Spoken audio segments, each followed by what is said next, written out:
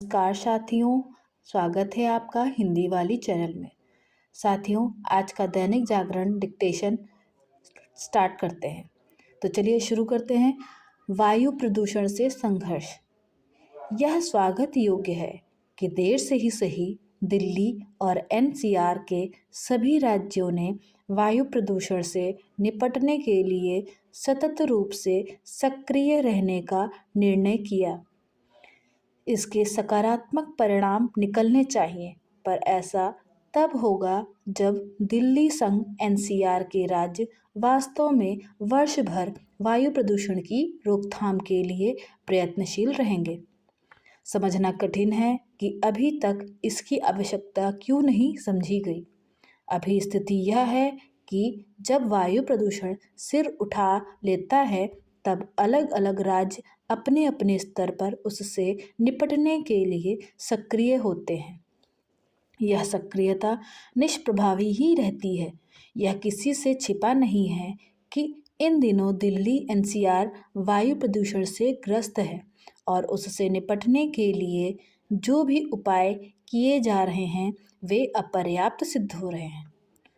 वायु प्रदूषण की गंभीर स्थिति के बीच दिल्ली एवं एनसीआर के राज्यों ने वायु की गुणवत्ता संभालने के लिए साल भर प्रदूषण रोधी उपायों पर काम करने के लिए अपनी जो योजना केंद्रीय वन एवं पर्यावरण मंत्रालय और वायु गुणवत्ता प्रबंधन आयोग को सौंपी है, उसके तहत सभी राज्य 15 जनवरी से वायु प्रदूषण पर लगाम लगाने का काम शुरू कर देंगे, जो वर्ष भर चलेंगे।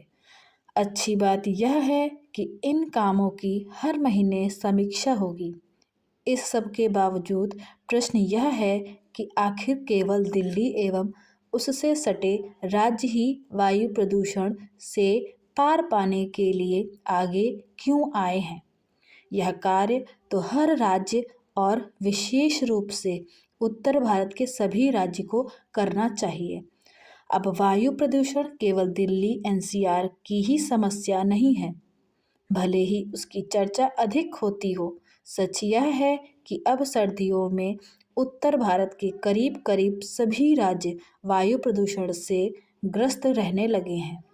इसी कारण भारत की गिनती उन देशों में होने लगी है जहाँ की वायु सर्वाधिक प्रदूषित बनी रहती है।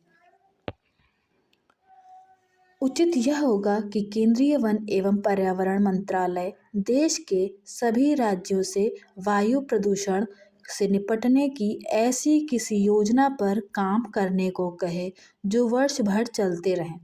फिलहाल यह कहना कठिन है कि दिल्ली एवं एनसीआर के राज्यों ने वायु प्रदूषण से निपटने के लिए 12 महीने सक्रिय रहने की जो तैयारी की है उसके कैसे नतीजे कब तक सामने आएंगे, लेकिन यह समझा जाए कि वायु प्रदूषण से मुक्ति तभी मिलेगी जब आम जनता उसके प्रति सजग होगी और साथ ही अपना योगदान देने के लिए भी तत्पर रहेगी।